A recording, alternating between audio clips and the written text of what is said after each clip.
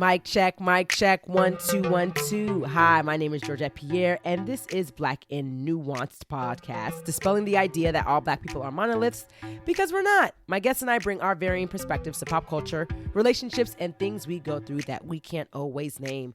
Welcome to Black Nuanced, Rona edition. Okay, y'all, so I am taking refuge at my mom's house in Virginia and recording my podcast remotely. And I did an interview with a special guest. His name is Darnell Walker. So here is our interview, me playing around with a new app called Ringr. So yeah, here it goes. Welcome to Black and Nuanced, Rona edition. Right. Rona edition, because Darnell and I were actually supposed to be in a studio together in New York. Soon come when the curve flattens. But I have Darnell Walker, the one and only. Darnell, give us. I know you're a multi-hyphenate. I don't even know how to describe you anymore. AKA so no. I don't know. I've never known how to describe me. So I'm Darnell Walker, like you said, of the Virginia Walkers. I'm a writer. I don't know what the hell do I do? I write, I create. I explore.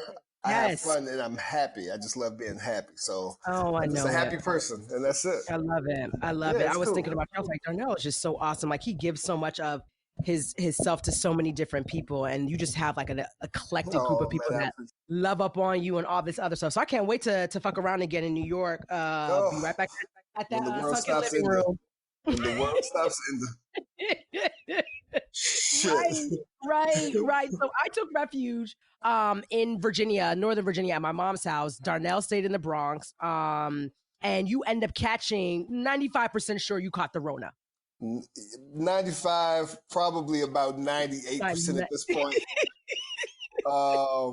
Definitely had it. And here we are. You know what I mean? Like, is that the part, or is that where we are? Caught it though. Where did you think you caught it? Because I saw you going outside and shit. I said, okay, Darnell. Yeah, I was out here living, and it wasn't even, but I wasn't like,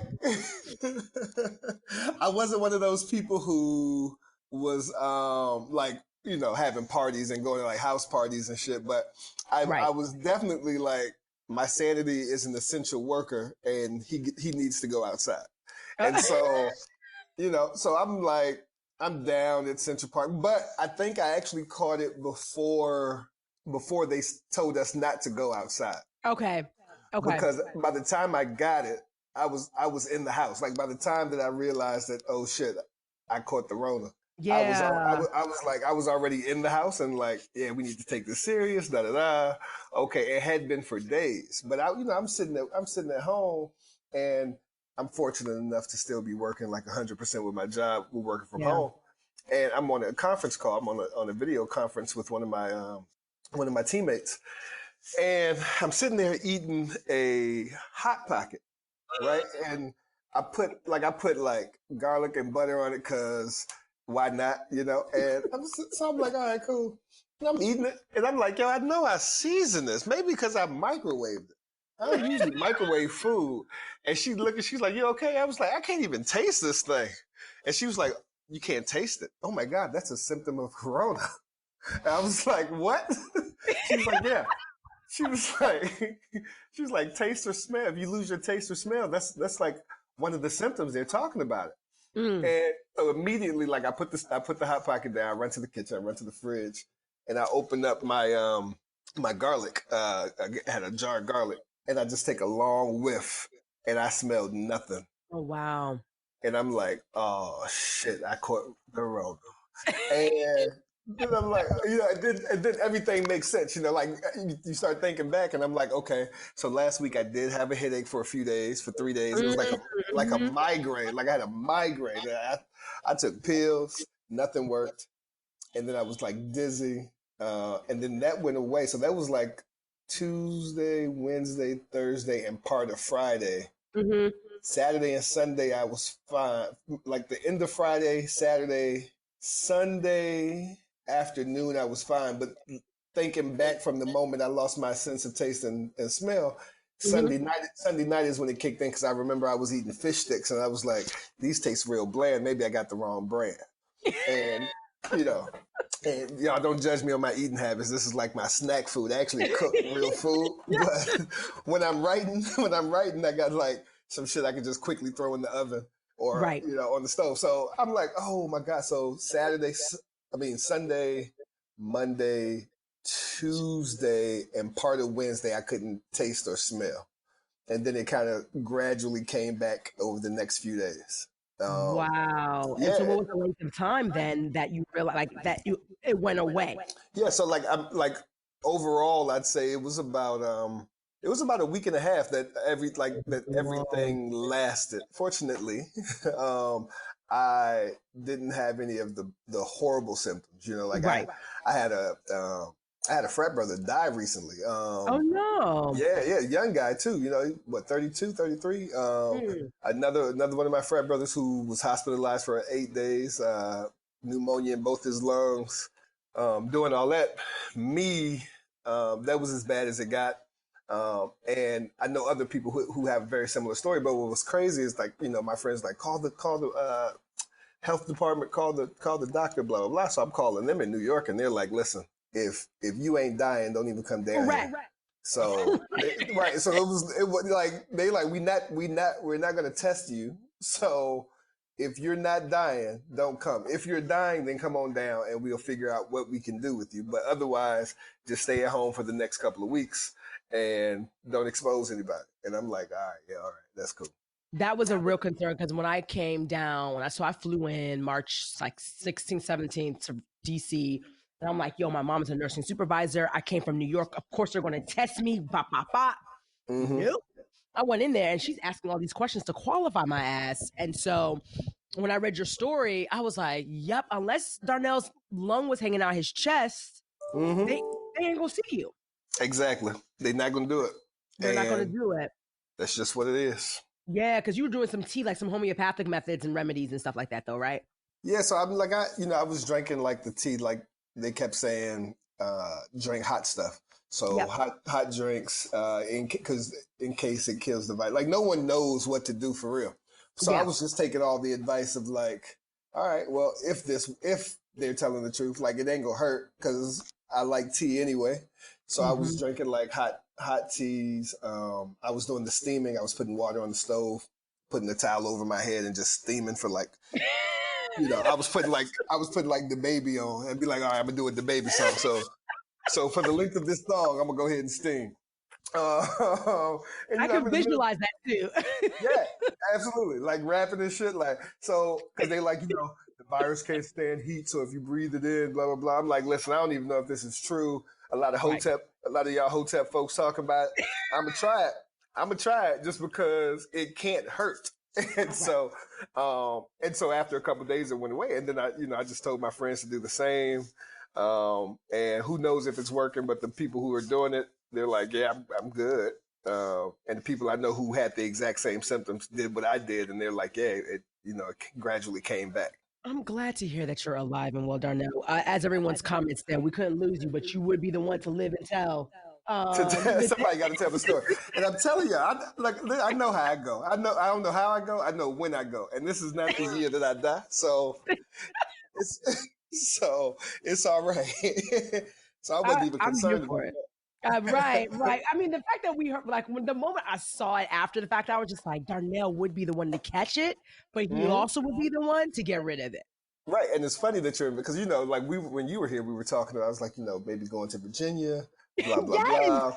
And like now I'm like, I don't even want to go to Virginia because Virginia hasn't even started the process of catching. No, they haven't. You know what I mean? So but at least they'll be ahead of the curve where by the time it gets bad in Virginia, there'll be enough beds, there'll be enough resources, whatever, maybe. But, but at this point, it's like, nah, because one, what if I bring it down there? Two, what if I get down there and get fucked up? And, you know what I mean? So I'm like, nah, like my dad was like, I was like, I was thinking about coming home. Well, call me when you get to your mama house. Oh God! I was like, these people don't even want to see me. Right. But I get it. It's coming from New York. People ain't trying to get messed up. So, so I was like, let me sit my black ass here. And, right. I might as well stay in New York. I'm paying rent. If anything happens, New York won't shut down, Right. or I at know least that's the actual completely. gag about it. Cause I know there was I don't know if you heard there was a train like on my line, there was a train that caught on fire. Oh my God. Yes, a train that caught on fire. And then there's already two MTA workers that have died from COVID or Corona. And Oh so my they're just God. like, shut MTA down. And New York is like, Nope. They can't. I mean, They, imagine. I, Imagine. I This know. this place would burn. It's so sad to say, but like New York is just a different city. Like I'm anxious to get back. Like that's the reason why I'm driving up to my apartment. You still Hmm. there? Yeah, I'm Oh, still okay. here. I'm paranoid now with Right. Ringr. The reason why I'm driving up is because I paid rent as well, and I'm still getting paid, fortunately. But I was just like, Darnell, there's so many things that I still Hmm. have at my apartment that I need to work at my mom's house. Absolutely. Um, and I'm just like, and plus New York, you just got to check up on your apartment because you can't trust mofo's. People are going like crazy in New Right. York, and Somebody might be in there. Right. You never know. like, I don't know. And then they're talking about the rat infestation. Like they're now not able to find food. These motherfuckers trying to find food in people's apartments. I ain't got the time, Darnell. No, no. I read it last night. Like they are looking for food and they're not getting it because there's no trash to be taken out, like from the grocery stores and the restaurants and things of that nature. And so they are Oh, on a prowl right now. shoot. Yeah, restaurants about to have trouble going opening back up. Oh my God. I know. So I want to talk about the work that you have done and what you're also doing. There's a lot of things that people may not know about you. Mhm. So you, beyond writing, you have created some documentaries, and I really want to dig into some of that. Also, your travel site, Passport Required, where you get a group of strangers to travel the world together. Yeah, yeah, You've just absolutely. touched so many different things, but like, let's talk about the starting with the documentaries. Did you study film when you were in school? Like, what was your No, thing?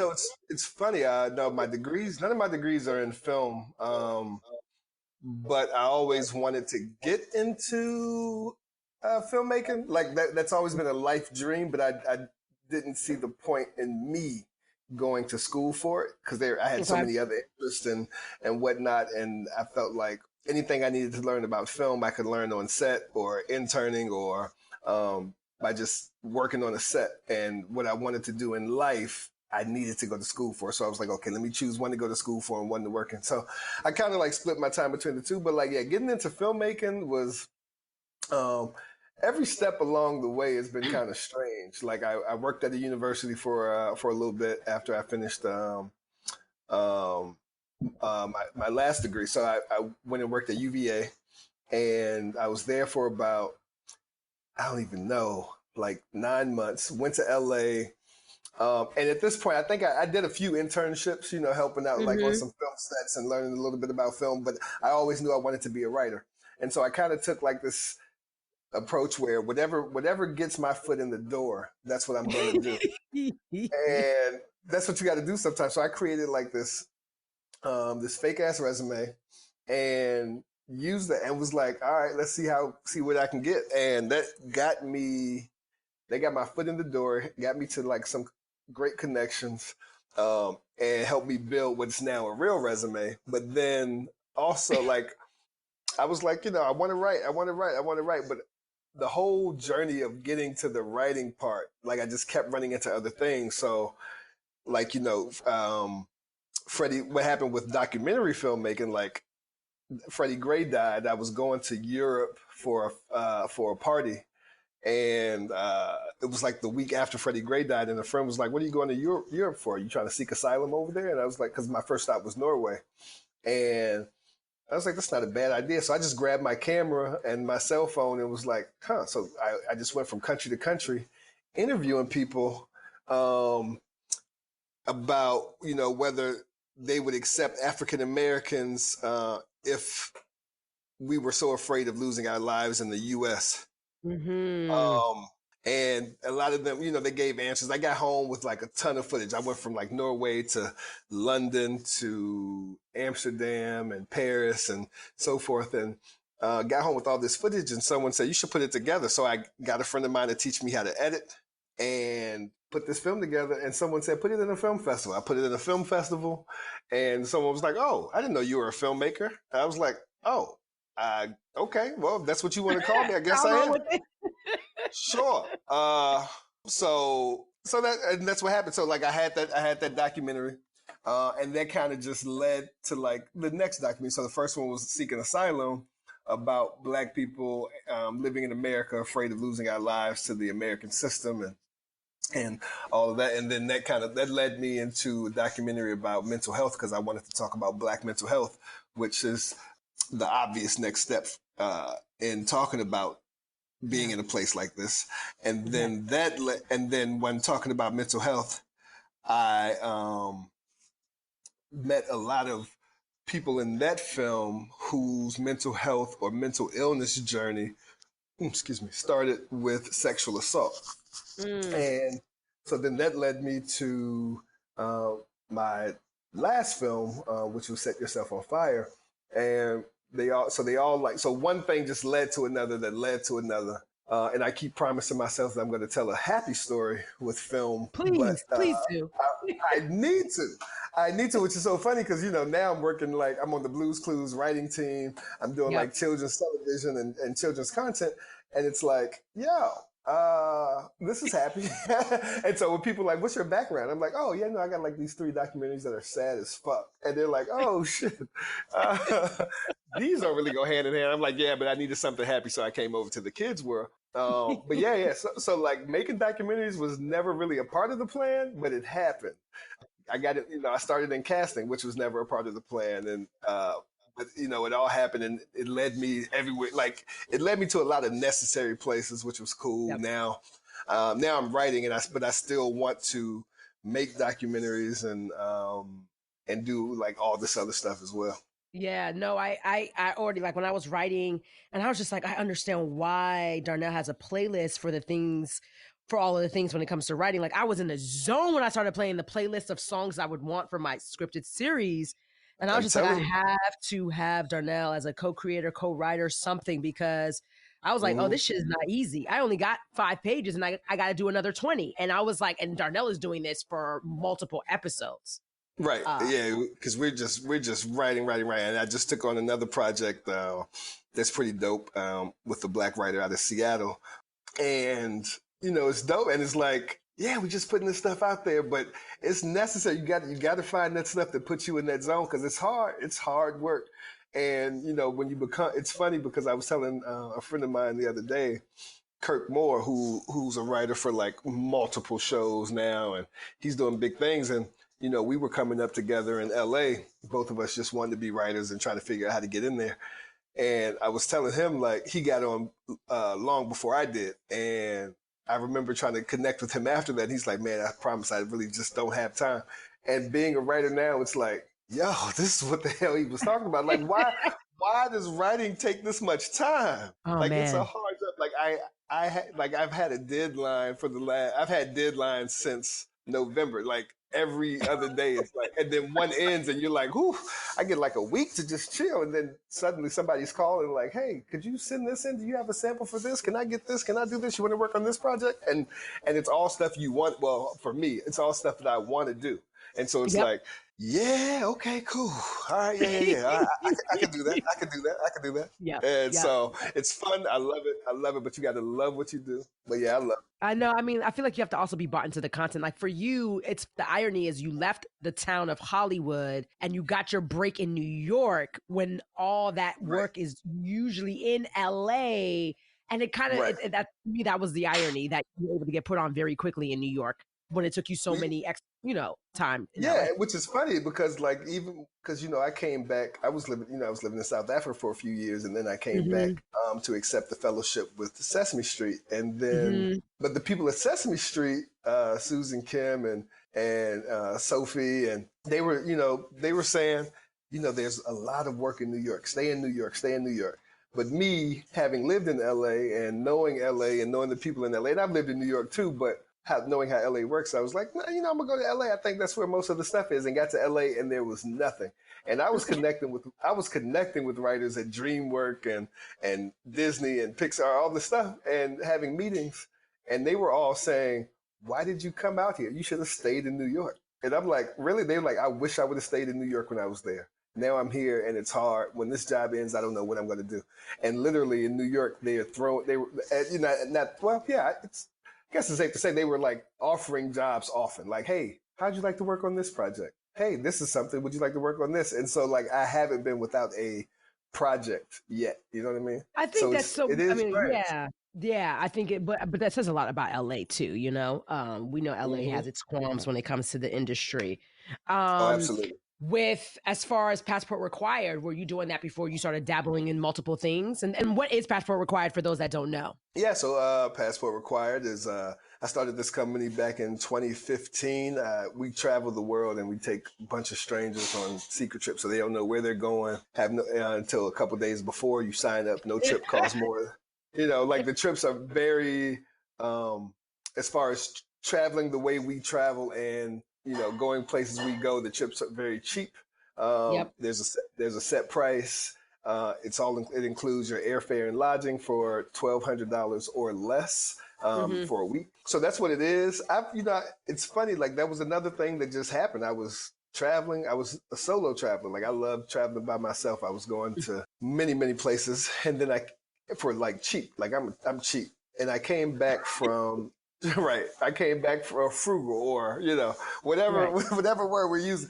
But I came back from, Europe. I backpacked around Europe, went to multiple countries. I think I spent like $400 total. That included like everything. Went to, Mm-hmm. and including North Africa, and got back and my homeboy Justin, he just said, you know, you should take people with you and, you know, maybe even show them how to travel for cheap or just take them with you and have fun with other people. You can start a company out of that. And he's like a marketing guru, right? So I'm like, that's a good idea. So that night I went home, went online, thinking about websites, like plugging stuff into like domain.com, just, what can I get? What can I get? And was surprised to see that passport required had not been purchased. Mm. Bought it, started a website, put a thing out there saying, hey, anybody want to take a trip? $600. I'm not going to tell you where we're going. You just got to trust me. And strangers signed up. Like I couldn't believe it. People signed up who I didn't know. They didn't know me. We had no friends in common, nothing. And that was the first trip we went to. Where did we go? Bogota. I think that was like a $600 trip Uh-huh. for a week in Colombia. And we had the time of our life. Still friends with to this day. We talk all the time. And I was like, dang, you know, I'm really. And it was the trip was cool, but you know, there are so many travel groups. And I mean, I was doing this before travel got big. So then, you know, travel is huge now, but I was doing Right. this before travel became like the fad and the thing to do, which is still cool. I'm glad people are traveling. But a lot of these travel companies, their trips are like, it's like luxury travel. And, you know, you get there and I always tell people like they go and you come back with a bunch of Instagram photos, but no real stories, you know, like it's like, oh, Right. what'd you do? Oh, you know, here's some photos of us on the beach and we did this and we did this. And it sounds cool. Like people just love it. People just want to do stuff. But we have an experience. Like ours is the experience. Like we came back, we were stuck in the jungle for 6 hours, in the Colombian jungle with a man with a machete walking up the hill with signs that said dangerous dogs. We about to fall off a cliff. We get back, you know, it's crazy stories, things I can't even share publicly, but it's like an experience. And so Yeah. it's dope. And I'm glad I can offer that. And when you come back, like you have these friends that you have for the rest of your life. Like I would say every trip we've had, people have made friends that they continue to travel with. You know, it's like who they didn't know before the trip. And they've learned to travel with just a backpack and learn to not have a schedule and learn that the world is actually pretty great and people are actually trustworthy and people are great. You don't have to be afraid of things. And so that's what we do.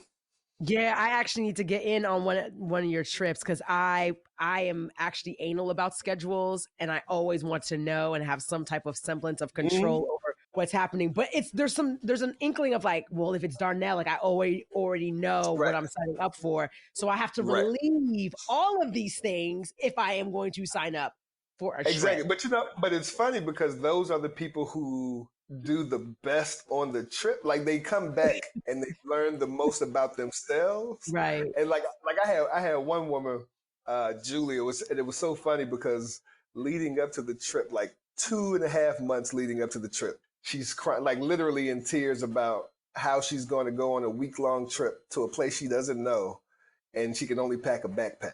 So she's in tears about that. And then she's like, well, what do you mean? What do you mean we don't have an itinerary? We don't have an itinerary. What do you mean? We're going to wake up and figure it out. So just get your bag, get your backpack, and be at the airport on this day. And she's crying, crying, crying. We get there, and this was a trip where we landed in Milan, rented a car, drove down like to the coast of Italy, and then drove through the south of France over to Saint-Tropez, and then up to Lyon, up to Paris, and then back to Milan. And from Milan, when we got back to Milan, we flew to Amsterdam and then took a bus. We stayed in Amsterdam a couple of days and then took a bus to Copenhagen. So this was that trip, right? So this was a dope trip. I think she might have worn like 3 days worth of clothes, never used a schedule. And she got back and she was like, yo, oh my God, changed her life. She got back and booked like 4 trips the day she got back. And was like, yo, I'm going here. I think that was in April. Over the course of that year, I think she went to like 7 or 8 different countries. She was like, I'm just going. And all I have is a backpack. I'm like, yeah, I'm proud of you. So she, like you, she's like, I need the schedule. She's an attorney. She's like, I need the schedule. I need the list. I need this and this and this. And I'm like, yeah, no, you don't need all that. Just wake up and figure it out. And that's what we did. Like, we literally had no idea where we were going. Like when they landed, I was already in Milan. So when they landed, I got the car and I was like, all right, which way y'all want to go? South, east, west, or north? And they were like, I don't know. Let's go south. I was like, all right. And that's what we did. You are the perfect person to lead that, because to be honest, I'm thinking about the attorney similar to her. When you get to see that you don't need all these things and you don't have hangups anymore about it. Because I know for me, like I feel like I need all these things. But if someone shows me like you don't have a choice but to make XYZ work, Georgette, then what does that look like? And so I fuck with it. The fact that you went to Saint-Tropez, like I want to do all of that. Exactly. I'm telling you, I've been telling you for years you need to come on. You have been. And I signed up for one trip and then I had to travel to LA for work. So I couldn't even go on the trip I signed up for. So, but once we get past Rona. Once the Rona goes. Yeah. Yes, because you were supposed to take, your last trip was supposed to be in Italy, and then that ended up being peak Ronaville. Yeah, we had the March trip was to Italy. Actually, we had a couple that were going, and then I switched those, one to Panama and then one to Guatemala, and then both countries closed their doors too. Oh gosh. I mean, that stuff started just moving so quickly, but luckily like you didn't have any trips under your name while all this shit was happening, because you don't want that smoke right now. You don't want that smoke, because I feel like you got a great track record for passport required. So far, so good. No death. Right. Well, speaking of borders, so there's been some craziness that I've been following, and I had to kind of pull out the rabbit hole because I just started getting to the point where I was just like, if I catch this shit, am I going to die? What's going to happen? But one thing I saw that was happening was we as Black people already kind of know about the oppression, and we've dealt with this, and we're kind of almost numb to it, right? But now they're starting to see all these quote unquote hate crimes surging among Asian Americans, and now they're scared for their lives. But what are your thoughts about this community feeling oppressed because of this virus reportedly, coming from China? About the Asian community? Yeah, I mean, I think it's sad. I think it's sad because I've seen so many posts from people I know on Facebook, on Instagram. It's like, I don't give a shit about Chinese people. This is how they treat us when we come to their store. And I'm like, yo, right. And I'm like, yo, that's fucked up. Like these are this whole group of people did nothing to you. You know what I mean? And I think we should always practice kindness. Like it's always a fucked up thing when like oppressed people oppress other people. Right. You know what I mean? And I'm like, nobody, you know how that feels. You don't want to, and why would you make someone else feel that way? Right. But most of the people I've been seeing oppressing, well, no, I can't say that. But I mean, I've seen pictures, like blatant pictures of this white man had a mask on that says, "Thank you, chinks." Um, Oh yeah, see, but yeah, it was just kind of some wild stuff. But part of me, again, like the some irony people is, just like to. Some people just like to put their racism out there anyway. Like they just right. they just waiting for a reason to be racist. Like Right, I agree. that. I definitely Right. agree about that. But I think Mhm. part of me, like, I'm kind of in the middle. Like, I'm wholeheartedly in agreement with you about like we shouldn't be oppressing other people. But I've been seeing so many memes where it was just like, like they were basically talking about how we're on lockdown, and then someone was like, "Welcome to being black for a week," right? And so it's like Mhm. it's hard. I don't necessarily. Oh no, I I'm see, and I feel that because even like there's a quote by Saul Williams, the poet, where he's uh like, "Calamity makes cousins of us all," and yes, you know what I mean. And it's one of those situations like when 9/11 happened, everyone was like, "Oh, we're all family now." No, you would call me a nigga last week, yeah. and you gonna call me a nigga as soon as y'all clean up this dust from the Twin Towers. And so we not family. And so I just, like it's the whole thing. Keep that same energy. However you felt about me before this happened, continue feeling that way about me.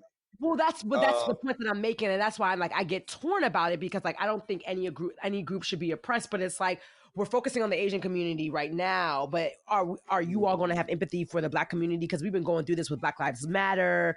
I mean, like right, we get discriminated against every community, like right. even But see, yeah. But I think like it hasn't been a problem for me. I think because I have, like it's the whole thing. Well, I have friends who are Black, yeah, but I know Chinese people, I know Japanese people, I yeah, know Asian people who are amazing people who are friends of mine. And so I've never had an experience where I was treated some kind of way same, by the Asian community, and the Asian people I know would fight for me like I would fight for them. yeah, And yeah, so it's easy for me to practice that, have that empathy and compassion and all that. right. But everybody's not like that. Everybody comes with their own experience, whatever. And I'm not going to be like, you're wrong for thinking this. Yeah. I'll speak out against it. Like if I hear them say something in my presence, I'll speak out against it. But Yeah. I can't tell people how to feel or tell them that that where they come from is wrong or Is invalid. Yeah, I agree. I just thought the irony kind of to your point, like I agree. Like I'm not with the shits when it comes to that. I just thought the irony about and that quote that you said was actually like a perfect quote because I think about the irony of how we are constantly oppressed and we don't necessarily have a lot of allies or enough Mhm. allies from different communities batting for us. And so now that this is happening, which is unfortunate, people are blaming communities. 9/11, Muslims were Right. on the hook. Hmm.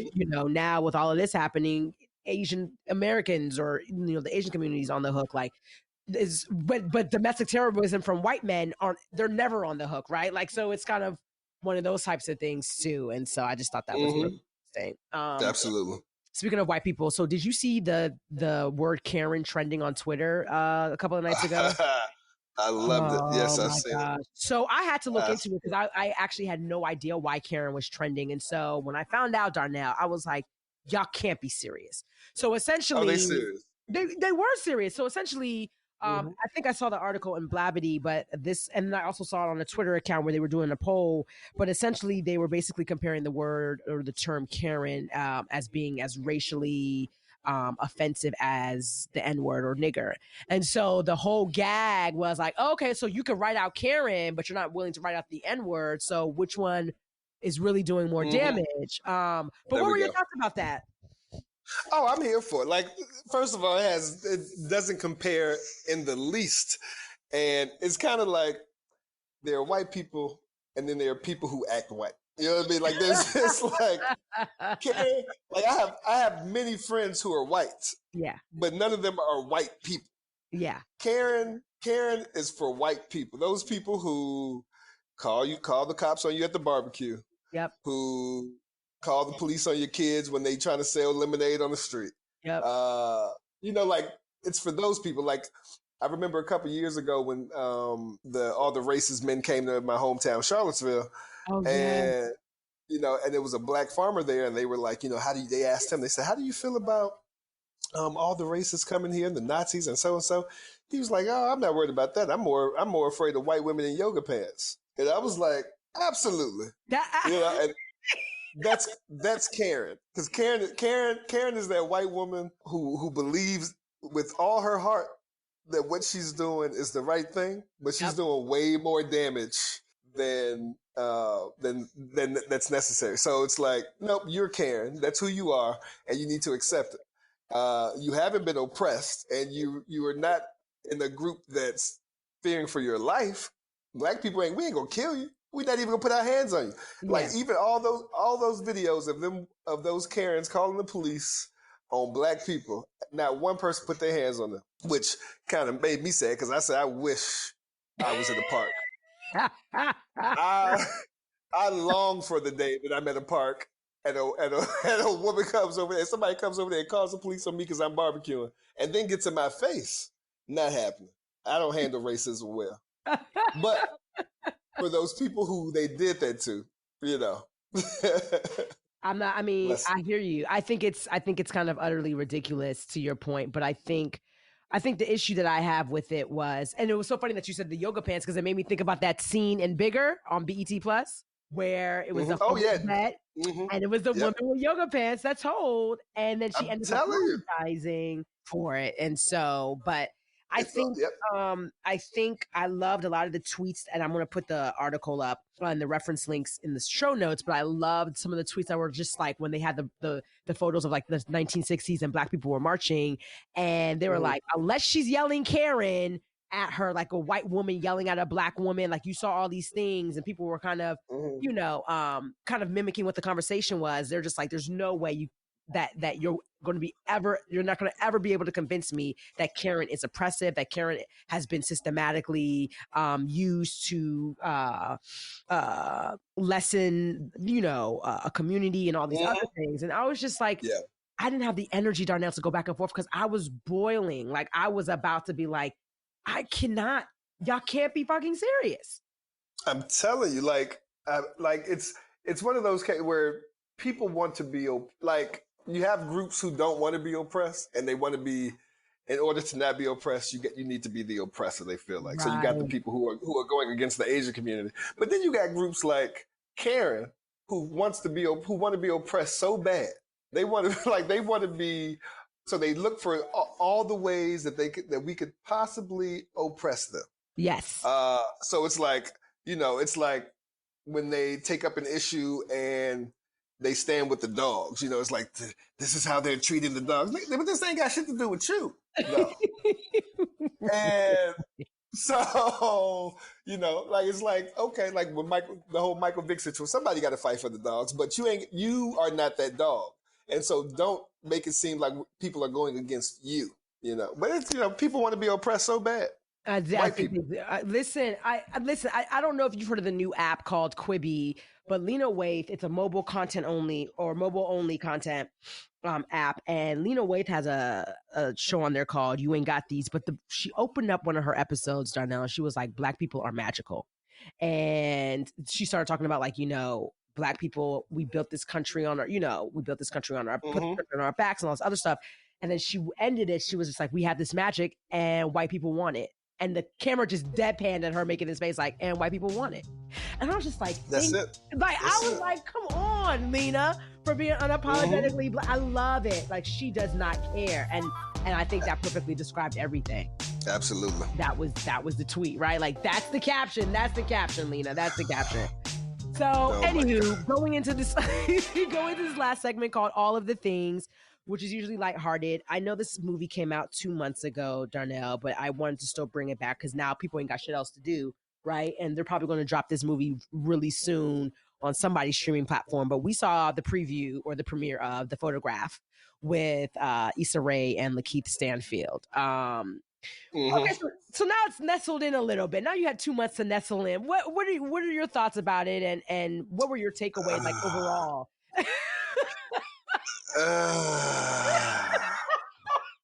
Okay, so let's talk about it. Let's talk about it.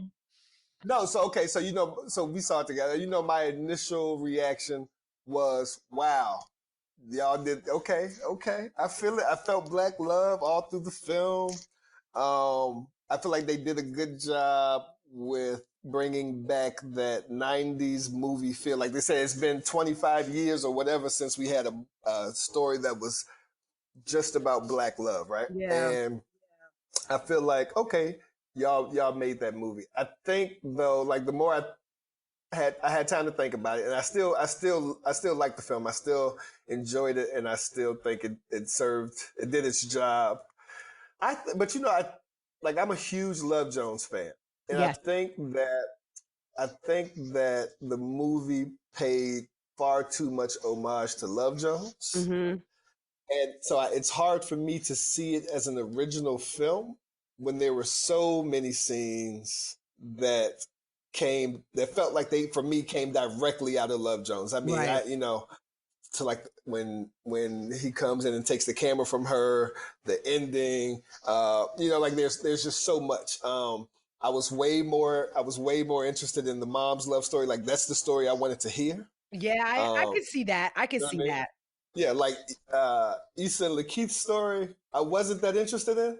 Right. Um, and I feel like even the writer wasn't as interested in their story as she was in the mom's story. Right. But those characters, maybe she felt those characters weren't going to sell the film, or I don't know. I have no idea. Stella McGee, she's great. She's a great writer. She did it. Great job. She directed it too, right? I think so. Yep. Mm-hmm. I think so. Yep. Great job, but I feel like the other story would have, if we could have just focused on that first story, on the mom and Elon. I don't remember I his forgot his character's name. name. Elon Noel or something like that. I think Elon Noel. Yeah, Elon Noel, but I forget his character's name in the film. Oh, But same. Shantae and Elon, like if we could have just focused on their story, that would have been the story. That's the story that should have been written. Right. I could see that. I could definitely see why you thought that for sure. Yeah, but it definitely made me like go back and look through some old journals and find. And it was funny because I got this one journal that I'm almost done writing. I've been writing in it since 2011, and there's a photograph in there. I was like, yo, what if one day this photograph is found? You know what I mean? Like, yeah, and it's about this. It's when I did your or Dear Georgette, when I did your Dear Georgette yes. episode, that's who's in the photograph. And Oh, so it's that's like, so interesting. That's so interesting. yeah. Oh, So yeah, it's we'll have so to set funny. it up I'm like, there. yo.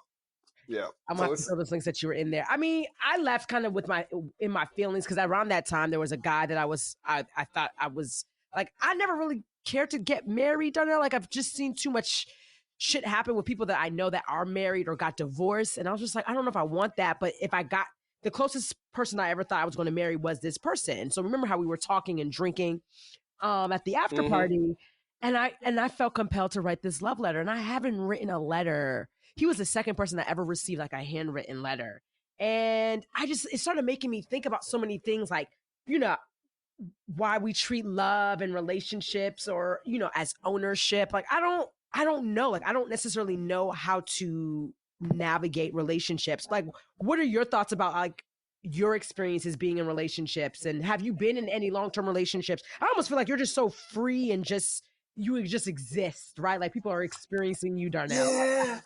It's tough. And, it's funny. While we on here, let me see because I have this quote. I was watching this. If you get time. Yes. So Leonard Cohen. I love Leonard Cohen. Look that up.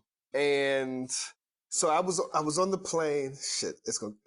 So I was on the plane. Where was I? I don't even remember where I was going. And I was watching this film about him, and it was about like love. Excuse me. I need to find it because it was about this relationship he had with this woman for decades, and she was his muse, right? And it was just like, but it was a woman in there who talked about him. She was a friend of his. It is. I'm gonna be so upset. I'm gonna be so sad because I can't find it. It's gonna come to me like so much later. But the woman, she was talking about like how all these people would fall in love with him, and he just wasn't able to, like how dangerous it was to fall in love with like a writer, and whatnot. And I was like, yo, this is the saddest shit I've ever heard in my life, because I felt like, I was like, this is my life, y'all. what the hell? What? You know? Uh, and it was just so sad. I swear to God, I'm so sad And we about know this how now much, if because anyone knows, you love some sad songs, boy. I'm like, oh, you know I love sad shit. I do. I was like, damn, Darn, I feel depressed in this apartment of yours. You be going in. I get like the latest trap music. So I'm like, Darnell really be going in on these damn melodies and songs. And Oh my God. And my playlist, but like for me, for like relationships, like I've done some like I've had a couple of long term. I don't know what's a long term relationship. you know what? To be honest, that's How so long is that? perspective. I agree. Like that's actually a great question that you asked because long term, I mean, people could say a year is a long term, right? Because my shit fell off in 6 months. Yeah. And so, but whatever you deem, was it a couple of years, a few years? Did you think about getting married? So yeah, I'd say like a couple of years. I had a couple that lasted a few years. Okay. And it was great. Like I don't know if I ever thought about marriage. Yeah. In them, and one I did. I mean, but I was so young. Like, thank God we didn't, because we look back. It's one of those situations where you look at each other now, like we're still good friends. Yeah. And we look at each other now, and there's absolutely no way that we could have been together. You know what I mean? Right, long term. Right. It's like if you see us together now, it's like, how the hell were y'all two together? Are you sure? Like, it makes absolutely no sense. But it was great then for that moment. And yeah, for that moment. And I'm glad, you're glad you have it and you get out of it and you move on. Yeah. Do you feel like you own someone? Like what are your thoughts about the ownership piece in a relationship? Like, do you feel like they are yours and they only belong to you? Do they belong to the world? Like what, No, I don't. No, we can't. We can't do that. I don't think we can own anyone. Yeah. I don't think that. I think it's a dangerous thing to do. Yeah. But you understand how like most relationships like lean into that narrative, though. You know what I mean? Oh yeah, and I think that's where a lot of them fall apart too. Like it's like you can't do it. It's like even I remember watching. Did you ever watch that show? Did you ever watch the show Girls? No, I didn't with HBO. Mm-hmm. Yeah, like I love that show. But there was a part on there where she says, one girl, she's like, oh, well, she's my best friend. And she was like, yeah, but we don't own people. You can't own her though. And it's so real. Like it's so real. You can't own people. And even in friendships, we try to do that, and it's tough. And then of course people try to do it in relationships and the whole thing just falls all the way apart. And you're like, oh, what the hell happened? I feel that. Mm-hmm. I feel that I got some work to do because in my mind, like this guy still keeps playing in my mind, like our memories. And then I started getting to the place, Darnell, though, I felt like I wanted to kind of just evolve from how I used to think about relationships. But like, instead of looking at it like, I can't believe he did X, Y, Z, it's almost kind of like, I'm grateful that we were able to experience each other in the moments that we were around each other. And that's the piece that I am working on. And I'm sure you're probably 1,000% there. I'm not fully there, but that is where I'm starting. And it's a good place to start, I think. It's like, you got to start somewhere. You got to start somewhere. And I think, but it might change too. So you have to be open. Like you said, like I try to be free, but I get caught up too and be like, fuck, how the fuck did I end up here? How did I just sacrifice, like I almost came close to sacrificing my happiness for someone, it's like, or should I? Is because I see people are doing that and it looks like it's working for them. I don't know. I'm not going to ask them about their relationship, but maybe I should do that too. I found the quote. I found it, right? Okay, go ahead. Yes. There were two. Let's see. So this was about Leonard Cohen, and they were interviewing a friend of his who was there throughout his relationship with this woman who he called his muse, and blah blah blah. And so she says he loved women. There's no question about it, but he needed to be his own person in his own way. So he could love women from a distance and love them when they came through. He could make women feel good about themselves, and that's how he loved them. But he couldn't give himself to them because he couldn't give himself away. Poets do not make great husbands or a filmmaker or an artist. No, you can't own them. You can't even own a bit of them. They're just elusive creatures who are married to their muse. The irony is a man like that is the man every woman wants to have and can't have. Please send me that. And I was watching the movie like, why? and it's so funny because my friend, she's one of those people who reads charts. Oh, I have that too. Yep. Yeah, and so like maybe once a year, or at least every 2 years, we'll revisit it, and so the love part is always the same for me. And she's like, you will never, in short, it's like you will never have a long-term love. It will be a series of short ones, and not to say there won't be anybody there might be somebody there when you die. Like, I think that's my thing. I'm like, I want somebody there, like, but none of it will last. And, and I'm just like, what?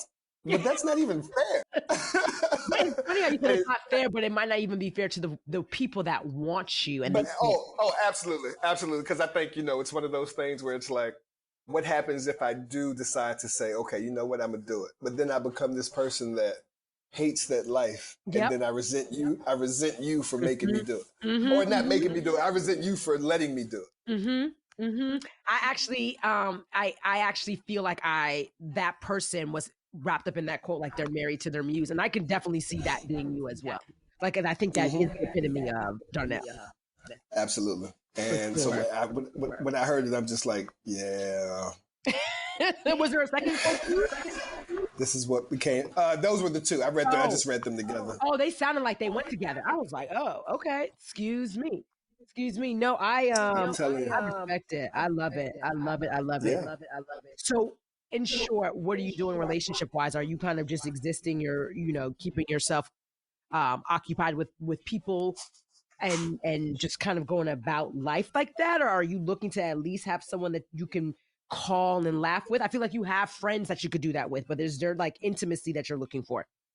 I'll say what I want. I want, and I appreciate like those intimate moments. Yeah. That are like those moments that I think when you reach the end of your life that you just remember. It's like, will I remember this? Will I remember this person? What will I remember about you? And like that's that's what I appreciate. Yeah. Mm-hmm. Okay, Darnell, what are you working on? Let us know your socials, your links, all the things. And I forgot you had a children's book, so they can buy that as well. Like, let us know how to find you. Yep. So I am currently working on about to start fundraising for a short animated film that I'm creating. Mm-hmm. Also a animated cartoon, a cartoon that I want to create. You can find me. So if you see my link out there about asking for money, go ahead and do it. Matthew Cherry did it. He got an Oscar. And I'm like, yes. And I've been working on this thing for years. And I'm like, oh, great. A black man got in there. He opened the door and people are finally saying, oh, maybe we should give money to black animators. Yes. Okay, cool. Yes. So I'm working on that. So if you see my link out there, drop a couple dollars, people. You can find me on Instagram at Clever Bastard. I'm on Twitter at writer_heathen. Okay. I'm all over Facebook, Darnell Walker. LinkedIn. Your LinkedIn is important. So if you're on LinkedIn and your page looks good, hit me up. Connect with me. I'm there, whatever. I'm always down. When the world stops ending, I'm down to grab some tea, coffee, snacks. All the things. Awesome. Darnell, thank you so much. Obviously, you're going to be on the next episode. So, yes, thank you. Rona edition with Darnell. I appreciate you so much. Thank you so much. Hey, appreciate you. Thank you so much to Darnell for joining me. You can find me on Twitter at Georgette and Instagram at Georgette Pierre. You can find my podcast on Twitter and IG at Black Nuanced Pod. That's Black Nuanced Pod. You can find me broadcasting on Apple Podcasts, SoundCloud, iHeartRadio, Google Play, and Spotify at Black and Nuanced Podcast. And just shoot me an email at blacknuancedpod@gmail.com for any questions, comments, and feedback. I appreciate you. Until the next episode. Ooh, wow.